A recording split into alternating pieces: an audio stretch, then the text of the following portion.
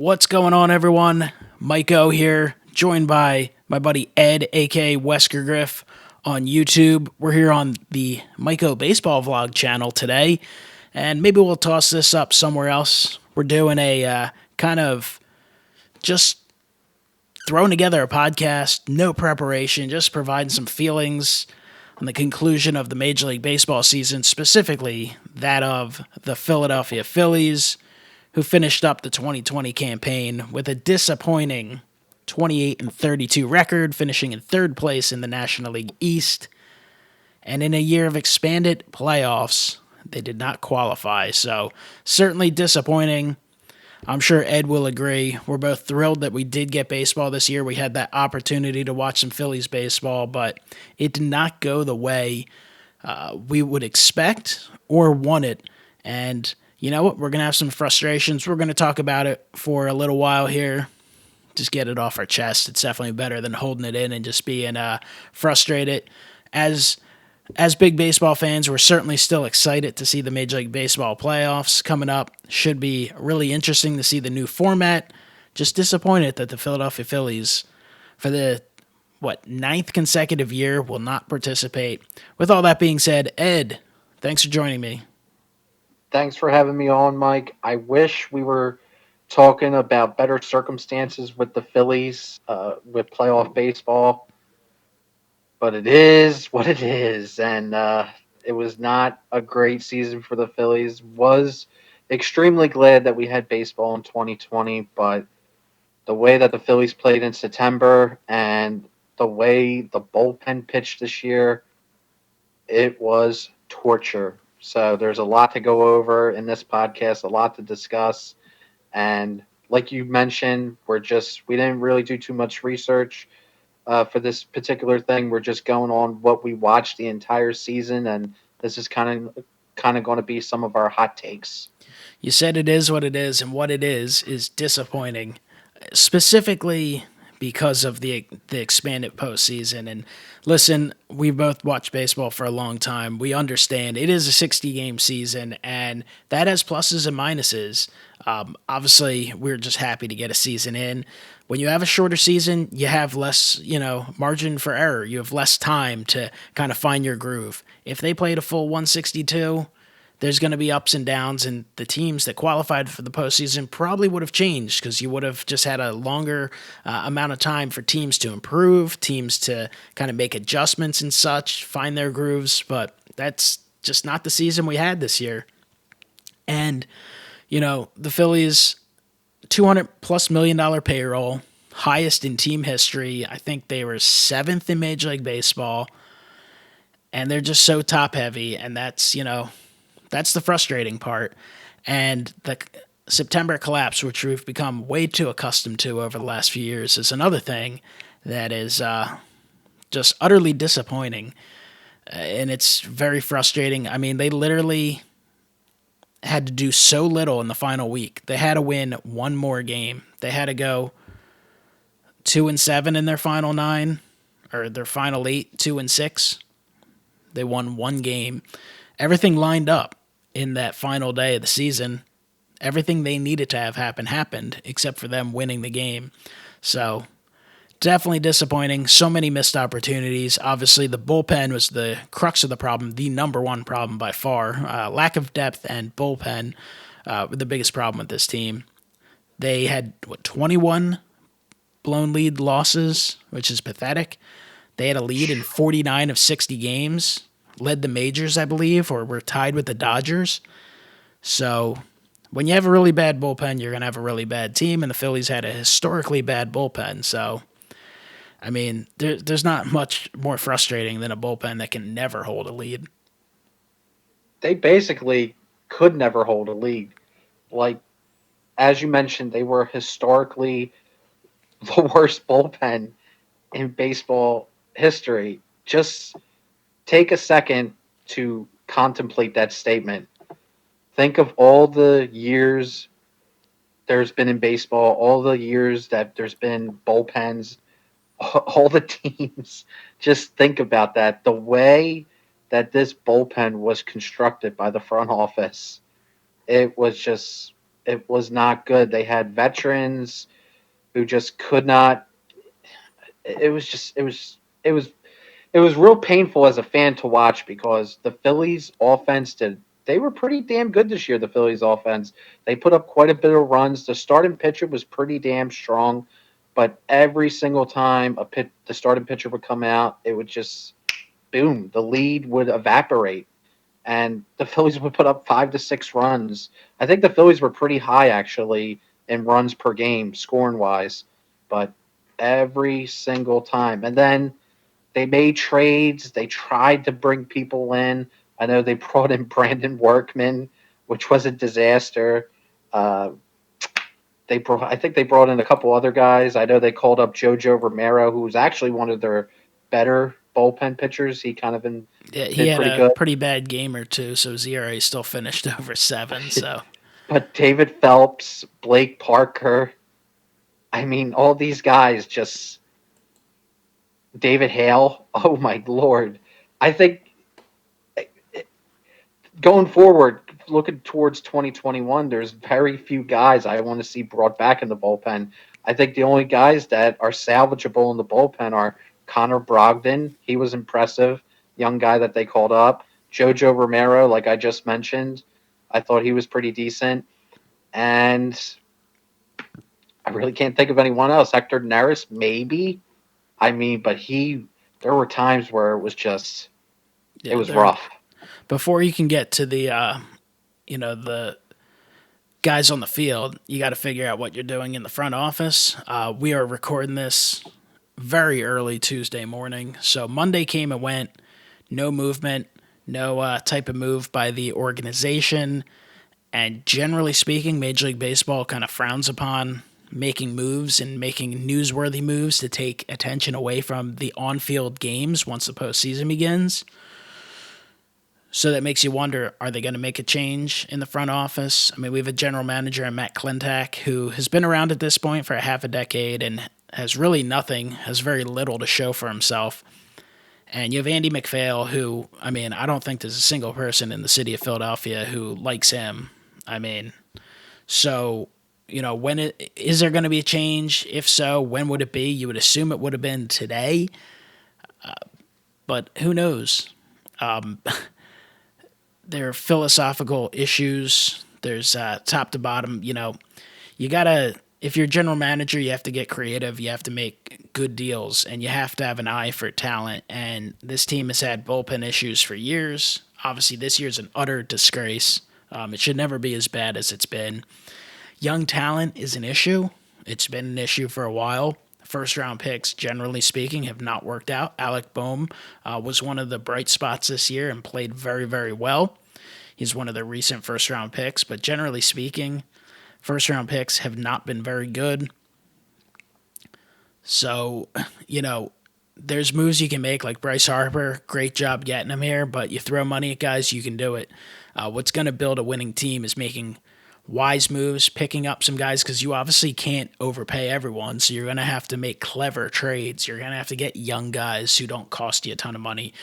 You're going to have to bring in guys on short-term deals. That did work out with Didi Gregorius. You're going to have to get talent, and one of the issues, obviously the bullpen, like we said before, was the biggest issue to me, and I think it really played a major role in the last week, especially with that walk-off home run in Washington. That loss, a disgrace of a loss. I think at a certain point, just like it weighs on you and me as fans, where you're just like, here we go, or you don't even believe it. It's like, yay, the team's out to 3-0 lead in the first, but you're just assuming at some point it's going to be tied. I think that same thing happens with the team itself. I think you saw that late in the season as they struggled. I think you saw the starting pitchers know they had no margin for error. If they gave up a couple runs, that we're going to be in trouble, because you knew once they were out, a couple more runs would come across. And I think the offense felt the same pressure. I mean, they did put up a decent amount of runs. They gave the team leads fairly consistently this season. And at a certain point, you're like, when's enough enough? Like, we scored 5 runs, but like if we don't score 10, we feel like we're in trouble. And I think you saw them pressing. So I don't know. It's a mess of a situation, and the future does not look as bright as we would like it to look. There's a lot of uncertainty, unfortunately.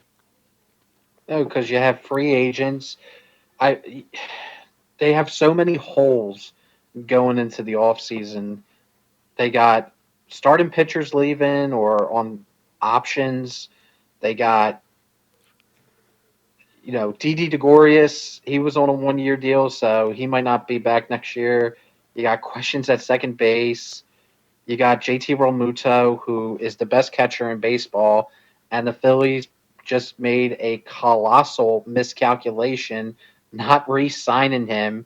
So he's going to go to free agency, and you're going to have the Yankees, the Padres, all these big market teams with big pocketbooks trying to get JT Realmuto, who is the best catcher in baseball, and now the Phillies, who gave away a young phenom for him, are going to be we're going to be screwed because if they don't re-sign JT Realmuto, they essentially gave away Sicto Sanchez for just 2 years of JT Realmuto when the Phillies weren't really competing or weren't making the playoffs. So, I mean, these type of moves can really, really set back an organization doing stuff like that. Again, if you re-sign JT Realmuto, it kind of nullifies it, the getting rid of Sicto Sanchez, but I don't feel confident as a fan on September 29th, 2020, that they're going to re-sign him if he hits the open free agency because we're not going to be able to compete with a team like the Yankees who can they're going to throw way more money at him than we could.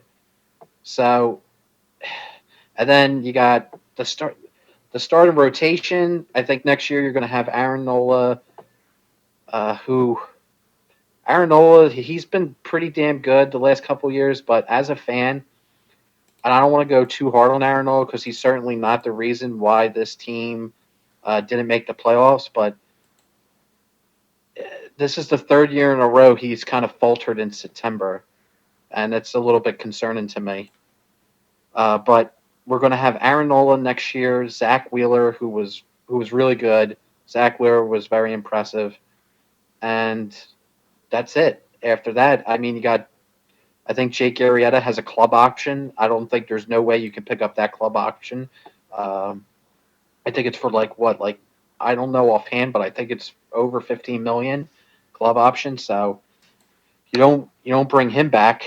I guess you give him his walking papers, but then you have Zac Eflin, who was good in September for the Phillies. He was kind of their most consistent starting pitcher, but he's been consistently inconsistent in his time with the Phillies. So to me, he's still kind of a question mark. Then you have Vince Velazquez, who finally I'm hoping the Phillies can turn the page on for starting pitcher wise because I think he only had two quality starts this year, and they messed around with him last year where he only had one quality start. His ERA was over 5. They sent him to the bullpen, and it really wasn't working out. So there's just a lot of questions with these team, and like I said, as a fan, it's really it's kind of where like Dusty Rhodes said back in the '80s during WWE, we're in for hard times. Yeah, we'll see how things work out. Depth is definitely an issue with this organization and with the major league roster. Certainly, injuries happen, and that is another thing that did cost the Phillies a bit. Bryce Harper was playing with a injury that definitely affected him. He could play through it, but for the month of September, JT Realmuto missed a couple weeks and was certainly not the same once he did kind of force his way into the lineup for the last week or so. Rhys Hoskins was on the hottest streak in like a year and a half, 2 years, and then he was injured and missed the last 17 games, I believe. So injuries did play a role, but you really need some major league caliber players to be able to fill. And I'm sorry, but Phil Gosselin, great story, local guy. It was fun. He's a fun, like 25th man. That guy cannot be your starting first baseman in a must-win game at the end of the season. That's a problem.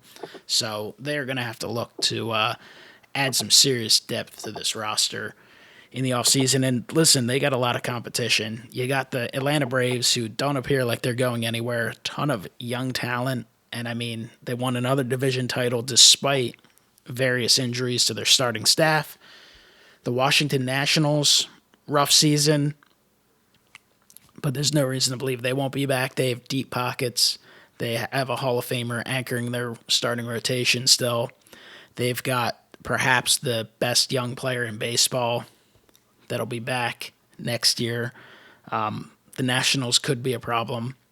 The New York Mets have had some talent for years. The best thing about the Mets has been ownership's cheapness and their inability to, consistently make the right moves or make enough moves. Well, that might change now that when their sale is completed and their new owner becomes the richest owner in Major League Baseball. That's probably not going to be good news. Not to say that they can't make a mess of their teams at a certain point, but for the time being, if you add some serious talent to that pitching staff, they could be a problem. And the Marlins are just always cranking in talent. I mean, we get it. The Miami Marlins, for the most part, are a joke of a franchise when you consider the fact how much talent they trade prematurely because they're just fearful of paying anyone, despite the fact that they have a brand new stadium and such. But they're the type of team that can consistently put a competitive team on the field, and they can get really good in short spurts. Will they ever hold a 10-year dynasty? Unlikely, because once they get that talent in there, once they have a few years of service time, they usually find their way to the door. But you do have a lot of competition in the division, and you have a lot of holes. So you need to figure out what you're doing with your front office quickly. If you believe in Matt Klentak and that crew, so be it. But you better plan on them being around for years, because you can't do this start and stop nonsense like they did towards the end of the Phillies' reign when they won those division titles. I mean, 2012, 2013, 2014, even going into 2015, they were still kidding themselves like they were the same team and just kept trying to patch things up. They never tore things completely down. I mean, you have enough talent right now to add talent and get better. You shouldn't have to do a full rebuild, but you better get going with that right away. And, we'll see who's back next year. There's going to be there's certainly going to be some holes. There are holes, and there might be more. And if you lose players to division rivals, that's even more of an issue.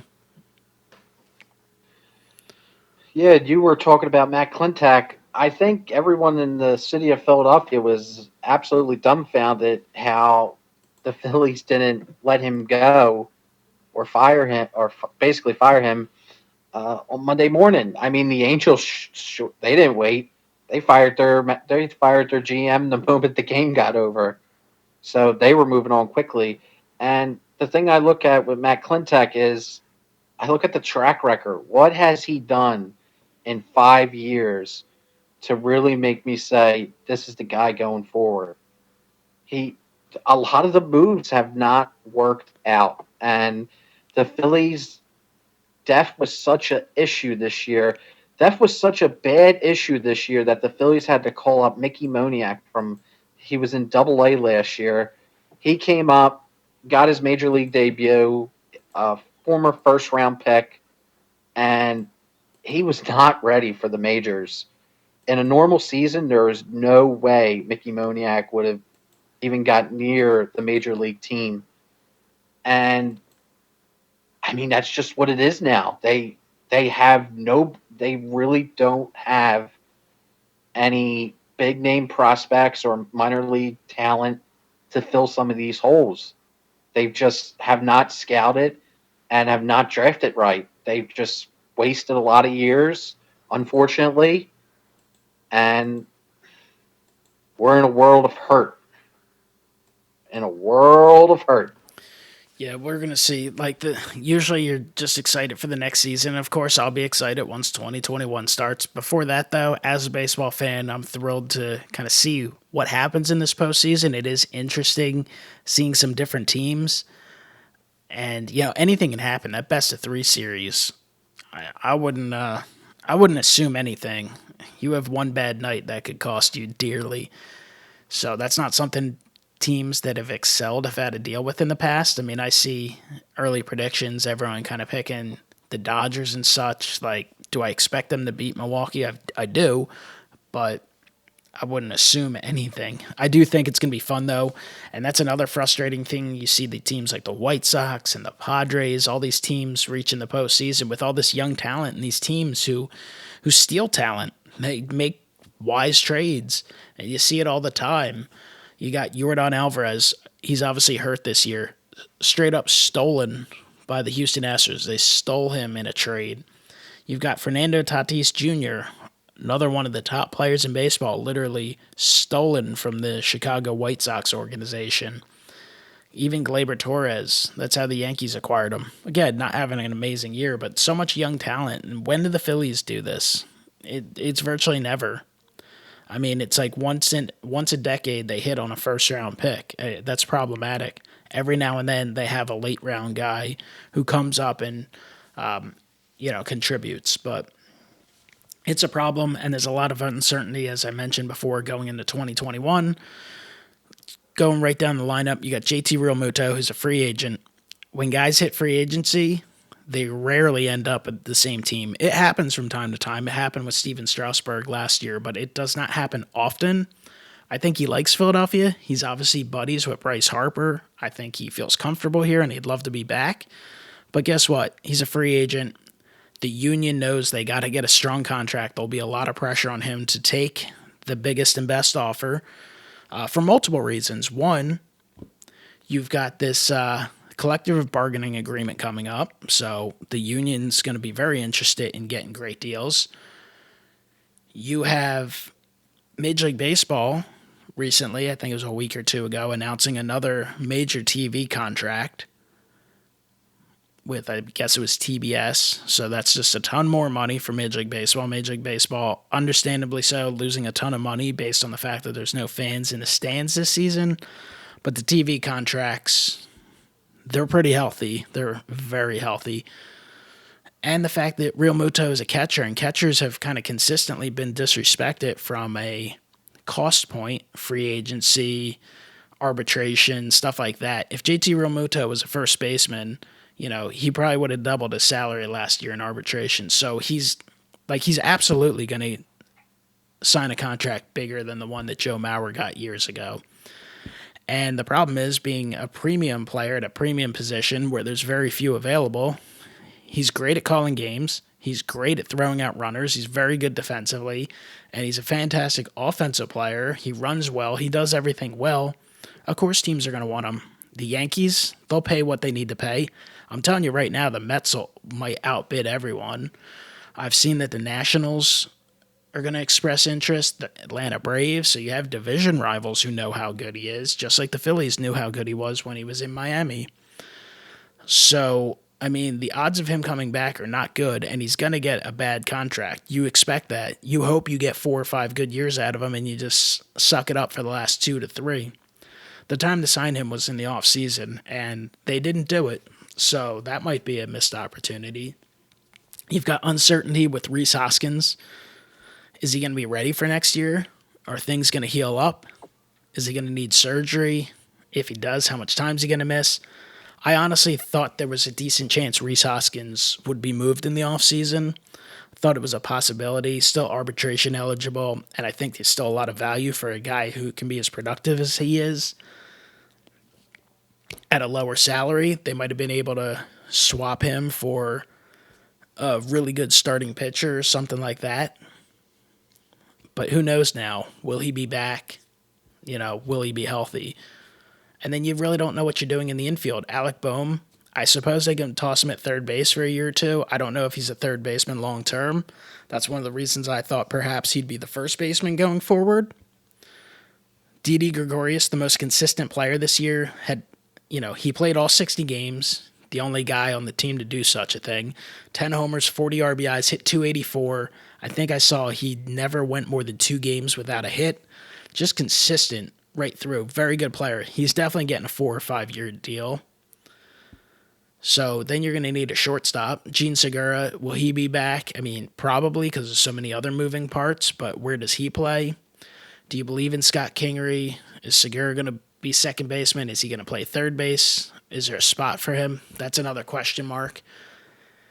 You got a right fielder that's signed for another 11 years who had another productive season Not as consistent as you'd like, but overall, no complaints. And then your other two outfield spots are kind of, they're up in the air.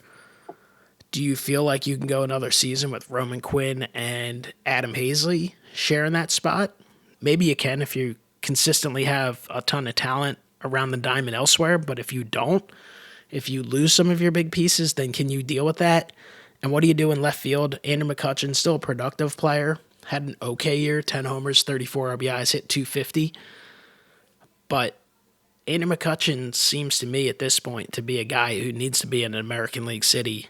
Now, if the DH is back next year, then maybe he fits this team a little better. But otherwise, I don't know that he can play the outfield for 160 games or 140 games. He might be a guy who can only play 70 or 80 games in the outfield. He's definitely starting to show his age coming off the injury. Still a productive player, and he's signed for next year as an option after. So is he someone you have to eat some money and trade, or do you keep him? So there's a ton of question marks. Obviously, the bench. The bench is the bench. You have Andrew Knapp, who, we've historically given a hard time to, but he actually had by far his best season. And outside of that, I mean, you have an Adam Hazley, and the rest of them will probably not be back. So a lot of question marks there in the lineup. Any thoughts on the lineup, Ed? Well, if they lose some of these guys, like for instance, if they lose JT Realmuto, Andrew Knapp's your starting catcher next year. They have nobody really in the minors to replace him, so I think they'll that's the have other to. rough part is if you sign someone like Real Muto is going to get 5 or 6 years. I would say they probably could have gotten Real Muto for like 5 years at 24 million in the offseason. Now he'll probably, because there's going to be so many suitors, he'll probably get 6 years, most likely, at 25 a year at least. I I mean, could if you see. look at some of these other guys who aren't as good, what they signed for, like you're gonna, if you end up signing another catcher because you don't think Andrew Knapp's your starting catcher, like you're gonna have to give someone else 12 or 14 million a year for 3 or 4 years, like for a lesser player. That's one of the problems. I And you could see trade it. both. I mean, we talked about trading Sixto Sanchez, which listen, if the Phillies got Real Muto and he's long term and maybe they won a championship with him, you forget about it. It's not a big deal. If you only have him for 2 years and Sixto Sanchez ends up winning a few Cy Youngs or becoming a Hall of Fame type of pitcher or something like that, you're going to be kind of sick to your stomach. And you have to remember, you did also trade Jorge Alfaro, who, while he's not great, maybe never will be a star, still a pretty productive major league player at a very cheap cost. He didn't cost much of anything, round league minimum, maybe slightly more. This year he did miss a lot of time, so he didn't get a lot of time on the field. But going back to 2019, he had 18 homers, 60 RBIs. I think he hit 250, 260. So you got some offensive production from him, and you gave that up. So, that's part of the depth issue. You have nothing else really in the minor league system, catcher wise. Yeah, I could see either the Yankees or the Mets probably giving him 4 to 5 years for maybe 30 million. And I really, I'm struggling to see how the Phillies are going to be able to match that or going to be able to compete with a offer of that level. So, like I said, it was a gross, awful miscalculation by Clintack in the front office to not lock this guy up beforehand because you never want to see a player of that caliber go to free agency. That's why a smart like teams will trade away the talent at least to get something in return if they know that they can't financially be able to retain that guy. You saw the Red Sox do that with Mookie Betts. They had to trade him away because they knew when he hit the free agency market they weren't going to be able to afford him. So it's just such a tough pill to take as a fan. Yeah, it's not ideal. It's a little frustrating. But I would say the biggest bright spot. I want to focus on some. I want to try to speak on some of the positives because even though it was kind of dreadful for the Phillies this year, there were some positives out there, and I think the biggest positive was definitely, without question, Alec Boehm. He really impressed me, getting his opportunity, getting called up. I know a lot of the fans were calling for him to start with the team, and we're really excited to get an opportunity to see him play. He came up, I think, the third week of the season, and he really, really impressed. Put the ball in play a lot, good opposite field, gap power, was getting a lot of doubles, a lot of extra base hits, getting on base at a great clip. Really, really sound approach to hitting. Only thing, defense was a little shaky, but he's not a natural third baseman, so I think he'll get better at it. And he was shoring it up the final weeks of the season. He was getting a lot better. And I think going forward with Alec Bohm, if he can develop his power more, maybe uh, instead of a few more doubles, try to get a couple more homers.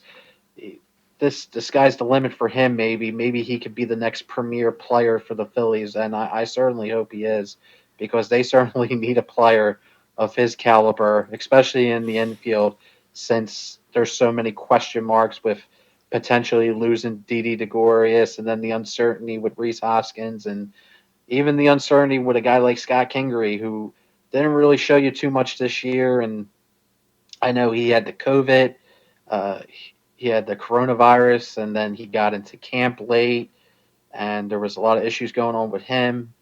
He showed glimpses this year as well, but there's just tons of question marks for the Phillies in the infield as well. But thankfully, they at least got one big beacon of light there with Alec Bohm. Yeah, the Kingery thing is weird.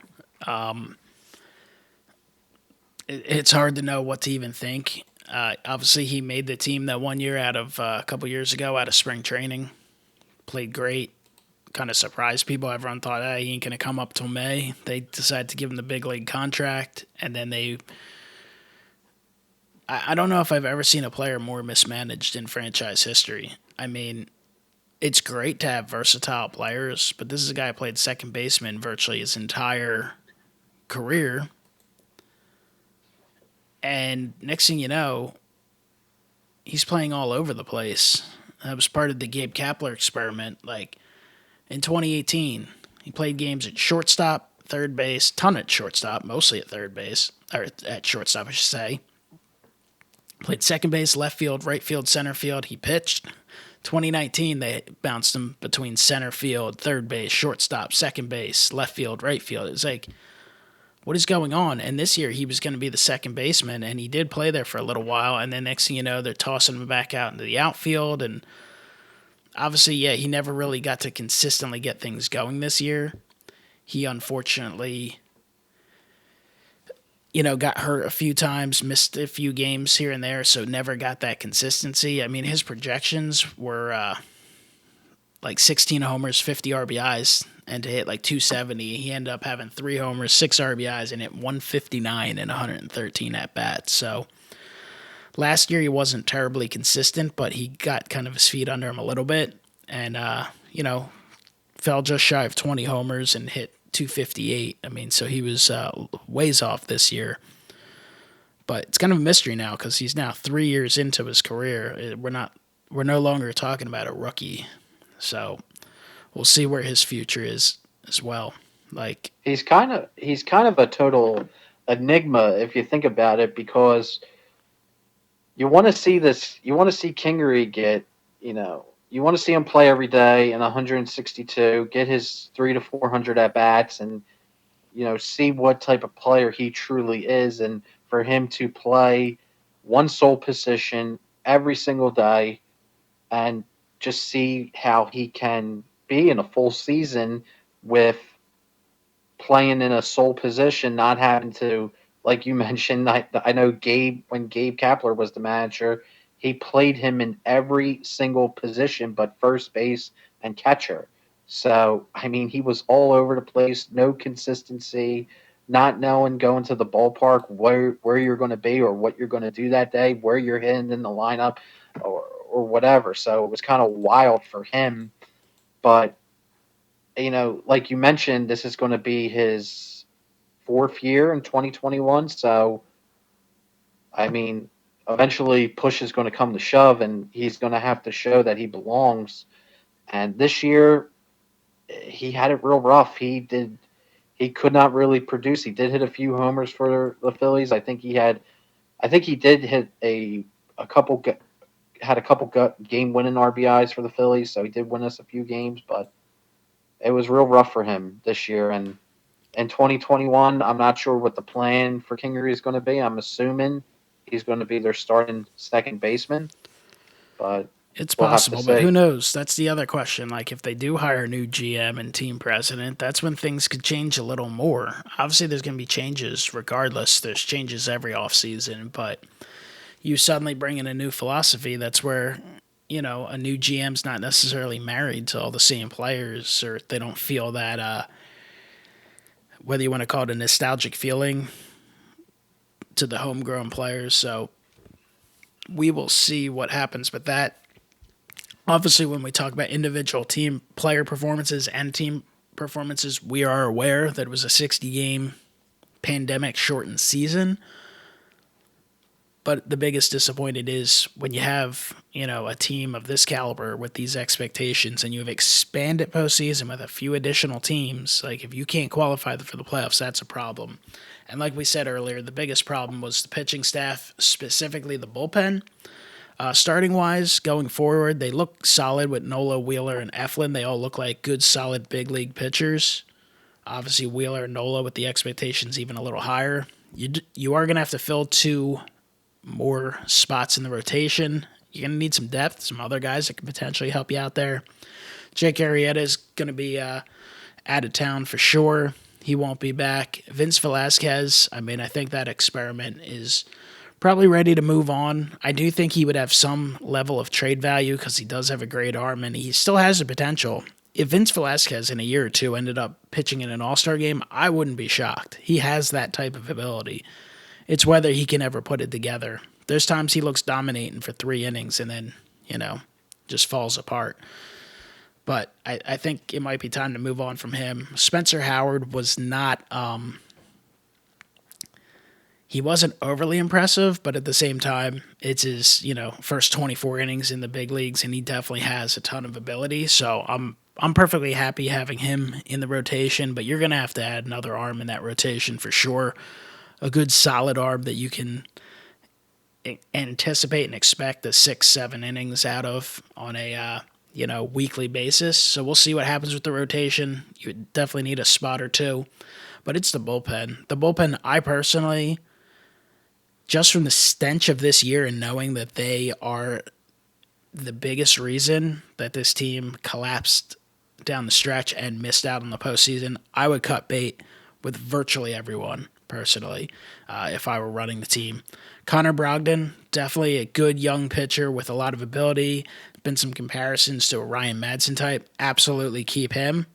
Virtually everyone else, even Hector Neris. Hector Neris has ability, but he also, we've seen him give up a ton of home runs over the last few years. I personally have seen enough to know he's never going to be a dominating closer. He could be effective and good in the bullpen. I think he's got trade value. I'd probably move on from him.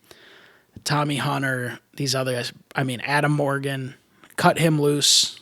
He'll probably be in an independent league before you know it, or, calling it a career. Brandon Workman, at the time I was okay with the move. I thought, you know what? This guy's got ability to help. He might have single-handedly cost the Phillies a postseason appearance. Absolutely pathetic performance by Brandon Workman. Without question. David Hale. Jojo Romero, he's young enough. I certainly wouldn't have an issue with him coming back, being a lefty. But the rest of these guys, David Phelps, I saw that they're probably going to pick up his option because it's $4 million, which is technically cheap for a reliever. And again, he's got good ability, but he was atrocious. And the rest of these guys, forget it. I don't need to ever see Cole Irvin in a Phillies uniform again. All these guys, Ranger Suarez. Suarez has some ability, but again, I'm cool with cleaning house. Technically, Jose Alvarez was really good again for the Phillies this year. He's been really solid the last years, but unfortunately took a shot off the right between the legs, and that cost him the rest of his season. So he was a bit of a loss. But the bullpen's atrocious. They're going to need to develop young arms power arms for the bullpen, and they're going to need to find a way to acquire, whether it's trade or free agency. But absolutely pathetic. I believe the team ERA out of the bullpen was over 7, which is embarrassing. And if you look at the stat lines, like you hop on Baseball Reference, they have 1, 2, 3, 4, 5, 6, 7, 8, 9. 9 guys who pitched for the Phillies this year with the Phillies had ERAs over 10. 9. There's always 1 or 2 who don't pitch much, don't have a ton of ability, but 9. I mean, it's horrible. ERA's I think down. I read. Hector I Neris, think 4.57. Tommy Hunter, 4.01, which makes him look good. But, like, do you ever have faith when Tommy Hunter's in the game? Blake Parker was actually decent, pitched to a 2.81 ERA. But Blake Parker, his ERA wasn't bad. He didn't give up a lot of his runs, but inherited runners. Anytime he came in with a guy on second base, that guy was scoring. So the stats can be deceiving. Adam Morgan, who I know is a personal favorite of yours, had a 5.54 ERA. Workman was just under 7. David Hale was 4.09. Rosso, 6.52. Delios Guerra, 8.59. Reggie McLean, who, like, honestly, when I saw him on the opening day roster, I was just like, wait, what? 5.06. Horrible. The best relief pitcher. Do you know who the best relief pitcher the Phillies had this year? Was it Blake Parker? Neil Walker, baby. 2/3 of an inning. The only guy to pitch for the Phillies this year and not give up a run. And they kicked him to the curb. Obviously, that Neil Walker story. Obviously, was I'm being probably sarcastic with the Neil one. Walker thing, but he does technically, with no minimum innings, led the team in ERA this year. But Jose Alvarez was the best at 1.42 and Parker 2.81. But yeah, Neil Walker, that was another bizarre story. There was definitely something that happened there, maybe in the clubhouse or maybe something was said, because Neil Walker was pretty productive for the Phillies. He was doing pretty good as a bench player, and they DFA'd him out of the blue. I remember seeing the news story pop up on Twitter and on Comcast and thinking, wait, why did the Phillies DFA Neil Walker? He just played in the game yesterday and got 2 hits. And then literally the day that they DFA'd Neil Walker, that's when Rhys Hoskins got hurt, and they could have really, really, really used Neil Walker. And they wanted, I think they tried to bring him back, but he elected free agency. So that was definitely a very bizarre, strange, I guess, messy divorce that went on with the Phillies and Neil Walker. Something definitely happened behind the scenes there. Yeah, it's whatever. One of the weird stories of 2020. Obviously, 2020 has been a wacky year all around, and definitely the same with the Phillies. Just perpetual disappointment in 2020. By the way, speaking of the bullpen, I was going to tell you this when you were reading off some of the statistics. I remember seeing a couple days ago that the average hitter facing the Phillies bullpen has the same average slugging percentage and on base percentage as Joe DiMaggio. So basically, anyone facing any random hitter that faced a member of the Phillies bullpen, they would have the same. They would hidden wise, they would have the same average slugging percentage and on base percentage as one of the legends of the game in Joe DiMaggio. That's how bad the Phillies bullpen was at making even the most average major leaguers this year in baseball look incredible. So it's just some of the numbers are absolutely mind blowing when you look at the bullpen. And yet again, the one responsible for this entire ordeal, Mr. Matt Klentak, the Phillies front office, nothing has happened. There has been no accountability. Yeah, and you mentioned Mickey Moniak, who I was happy to see reach the majors because I was convinced for a period of time he would never play in the majors with the Phillies. So, I mean, at least that's a positive. At least we can say, hey, he was a Philadelphia Philly, unlike guys like Cornelius Randolph. And they have a horrific history of first-round picks, like just pathetically bad. Anthony Hewitt, some of these guys, just terrible.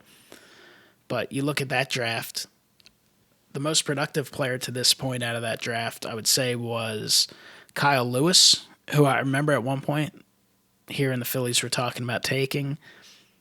He obviously had an excellent 2020 campaign. You have a guy like Nick Senzel, who's made at least some level of an impact on Major League Baseball to this point. Gavin Lux. Some pitchers, Ian Anderson. He's been really good in his short career with the Atlanta Braves. And there's a ton of other guys who've kind of come up. Justin Dunn, he's with the Mariners. And the Phillies have Mickey Moniak, who certainly didn't look ready. He's 22 years old. I mean, I really doubt he's more than a depth outfielder in the major leagues, but I guess we'll see. Did you see anything out of Mickey Moniak that made you a believer? I was glad to see him get the call because I know of our track record with, as you mentioned, with first round picks. So it was cool to see him get called up. He did get, I think, like 2 to 3 hits. I think they really just brought him up because they needed an outfielder. They had literally nobody to play the outfield because at the time Hazley was hurt, Roman Quinn was hurt. I think McCutcheon was nursing an injury, so they needed somebody. So they gave Mickey Moniak the call, and you could tell he was not. You could tell like he just wasn't ready for like he didn't his skills weren't up to par for the major league level. He did get I give him credit. He played okay defense. He did get a couple hits, but you could tell, uh, especially during certain at bats, he was definitely it was a huge mismatch. He, it was pretty apparent. I mean, it is good to see Alec Bohm up. He was drafted in 2018 as the Phillies' first round pick, third overall. So that's certainly a good sign there. And hopefully he'll continue. And it's amazing how quick the ascent in the majors has been for a lot of guys for these recent drafts. Probably this year because there was so much kind of turnover and need, and there was no minor league system, so it wasn't like they were getting a chance to play in the minors.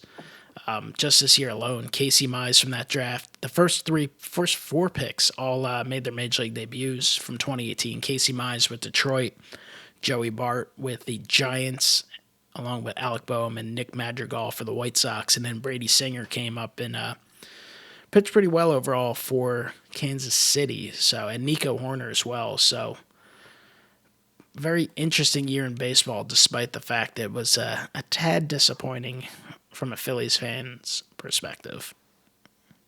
Well, there was so many injuries around baseball this year. Right, the injury bug was so rampant, and probably that had a lot to do with guys not being able to get into the playing shape yet with no spring training and baseball's a lot of these guys they need their routine, and a lot of their routines were interrupted with all this stuff, with all the COVID and all the regulations going on. So I think that's why we saw such a massive uptick in injuries, and usually the teams with the best depth uh, have gone on to be successful, and that's why certain teams like the Rays, the Yankees, the Dodgers. That's why these teams really did damn good because they have a lot of organizational depth. So they have guys they could plug in here and there. Stood out about that. Real quick, Ed, want to get your thoughts. We talked about the Phillies and kind of the depressing, anticlimactic, disappointing conclusion to the season. But like I said before, we're both baseball fans. We're definitely still excited for the postseason.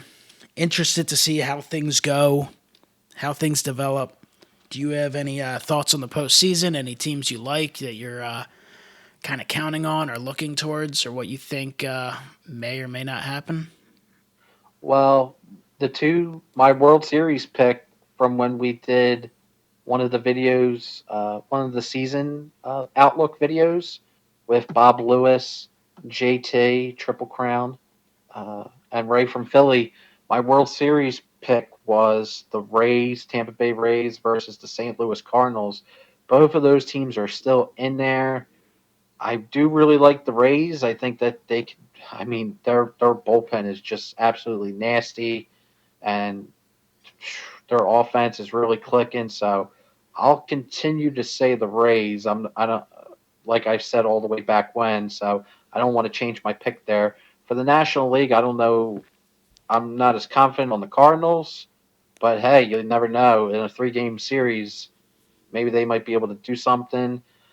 Uh, but surprise teams, for some reason, I kind of like the Reds right now. Their pitcher rotation is man, they're jacked. I mean, they got Trevor Bauer, who might be the Cy Young this year for the National League. He's been amazing. Then they got Sonny Gray, Luis Luis Castillo. So they got some really really solid pitching. They got a pretty damn decent bullpen, and they're hot right now. They're a very hot team. So we'll see what they can do. They're playing the Braves. I think that's actually a pretty decent matchup for them since the Braves are so banged up. But we'll see what happens. There's a lot of good teams in the mix. There's some surprise Cinderella teams in there. I know the Miami Marlins are in the playoffs. Uh, so we'll see what happens. A lot can happen. And the Marlins have never lost a postseason series. They've never won a division either. Wild card 2020, twice. baby. Twice they were the wild card and went on to win the World Series. And this year they're a second place team. I don't even know what that's called. Second place qualifier. I don't even know what you call it. But How much would baseball? How much would baseball absolutely love it if the World Series was the Tampa Bay Rays versus the Miami Marlins? What a rated juggernaut that would be. It'd be big time. The Battle of Florida, where no one cares. No, it should be fun though. I'm really excited to see some fresh blood in there, but I'm also interested in seeing the high quality teams. On our previous show, my teams are still alive too, barely. Thanks to the Phillies' ineptitude, the Brewers kind of backed their way into the postseason, and the Twins. So I kind of didn't know what to expect this year, and I think I just kind of on the whim said, Twins, Brewers. I think the Twins have a shot. Not saying I expect it. The Brewers, they have a tough road ahead of them. They would more than likely have to beat the Dodgers and then the Padres or Cardinals. So, we'll see about that. But I do think we're going to get a World Series that's unexpected, most likely, or not your typical World Series. Everyone's picking the Dodgers. When I see everyone pick a team, I always expect that won't happen. So I personally don't think the Dodgers will end up winning the World Series. They're certainly the best team on paper, and they were the best team during the regular season. But I feel like everyone is picking them. That For the would be Dodgers, I'd great. be a little frightened of the Padres should they match up with them. I think that could be tough in a best of 5, but we'll see. I'm definitely excited to see this. All begins Tuesday with the American League wild card round. Wednesday, the National League wild card round. It'll be fun. I think you can get a better grasp on series once you get to the best of 7. Once you get that LCS and World Series round. But I filled out a bracket for some contest thing or whatever that they were advertising on MLB.com. Of course, it didn't save right, so whatever. No, my luck, it'll end up being a winner that didn't go through, but I think I've clicked through it and I went with Tampa Bay and Cincinnati, which I think would be a fun little World Series. And we get, some additional vlogs from Trevor Bauer, so that'd be fun. Major League Baseball would hate it because they don't like to promote the sport, but I feel like the audience would love it. That's kind of the reason why I want the Reds to go really far too, because I really have been enjoying watching Trevor Bauer's blogs. They just been like, dude, the insight and the behind the scenes look that he's been given have been so valuable as a fan. I just love to see that behind the scenes look.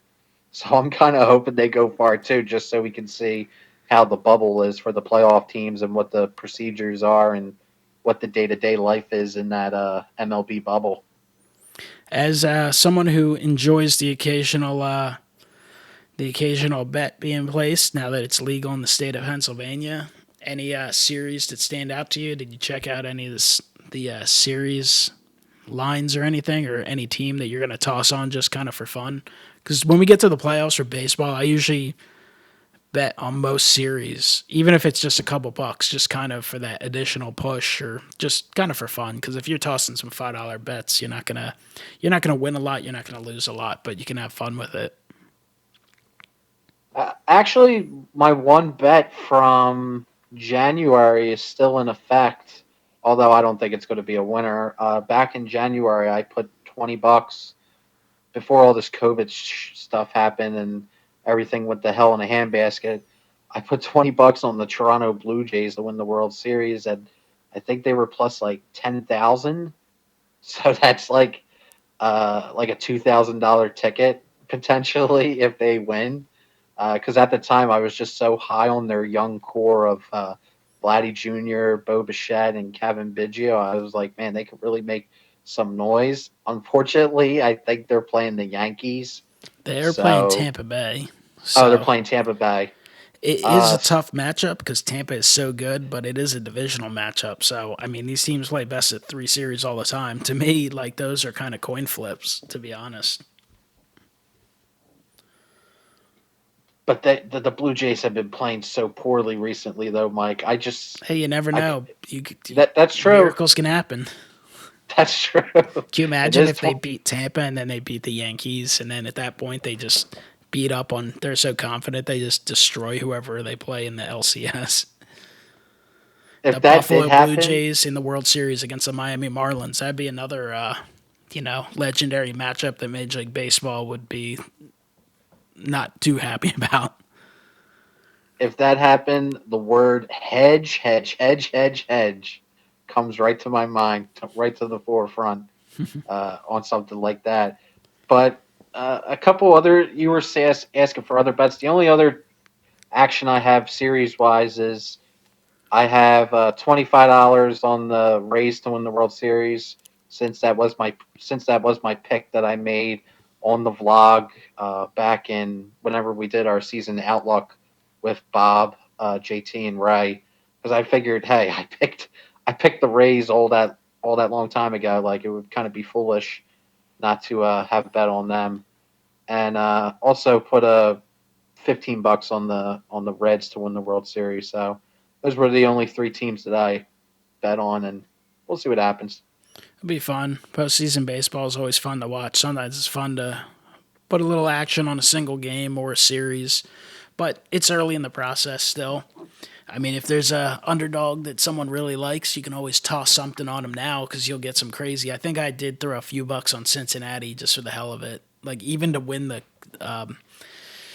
league, to win the pennant, you know, pays out I think pretty they're plus decent 1,500 for the for even pennant. like a $5 bet. I mean, pay out okay, but it's fun. I'm excited for it, and we'll see what happens this off season in Major League Baseball. A lot of unknowns with 2021. Philly's got a lot of work to do. We have no idea who's going to be running the ship. We have no idea who's going to be back, who's not, who the replacements will be, and quite honestly, we really don't know for sure what the 2021 baseball season will entail. Will there be fans in the stands? If so, will it be packed houses or will it be a limited capacity? That stuff all could play a role in the type of contracts that teams are willing to hand out. So we will see. Ed, if you have any final thoughts, now would be the time. We've had a nice 58, 59-minute discussion, so it was a good time chatting about Major League Baseball and the Phillies in our just off-the-cuff podcast that we decided to randomly do because, well, we wanted to chat about the conclusion of the Philly season. If we did this last night, we might have been screaming and yelling and cursing a little more, but we gave it 24 hours to marinate. I think we both knew that regardless of whether the Phillies got in the postseason or not, they likely wouldn't go far, but you always want to see your team in the postseason, a chance to extend that season, and who knows, maybe just make some postseason memories, even if it's just for a game or a series or two. But it is what it is, 2020. Can you imagine if the World Series winner in 2020 is the Houston Astros? Bang, bang, baby. Fans will not be happy. They will be very much rooted against, and they actually had a pretty poor year. I think they ended up finishing 2 games under 500, but they qualified as the second place team. So they're taking on the Minnesota Twins. We'll see. It'd be nice to see the Twins, win a series or two this year. They got a shot. Their little bracket's not too bad. Twins, Astros, and then Athletics and the White Sox. So I think the Twins could, win a couple series maybe. We'll see. It should be fun. I'm definitely looking forward to some postseason baseball. Even though the Phillies aren't in it, and we said our piece on the Phillies, but I am looking forward as a baseball fan to seeing the postseason unfold. There's tons of great matchups, and it should definitely be interesting. I hope we are in for some classic fall season moments. Definitely. All right, everyone, thanks for listening. Check out WeskerGriff on YouTube if you're into the YouTube thing. He talks about a little bit of everything, shows off his baseball, basketball, football card collections, his other random stuff, his Guy Fieri collection, his the show with the dragons and stuff. My award-winning lectures. Yeah, lectures, all kinds of great stuff. And I'm over on YouTube, MikeO. I have a few channels, but my active channel is MikeO, talking about sports cards, baseball cards specifically. So we'll talk sports on there from time to time. MikeO baseball blog, whatever we're posting this on. Hopefully get some more content up from time to time. Maybe at some point some postseason predictions. We'll see. All right, guys. Thank you for listening. Talk to you next time. Have a great one.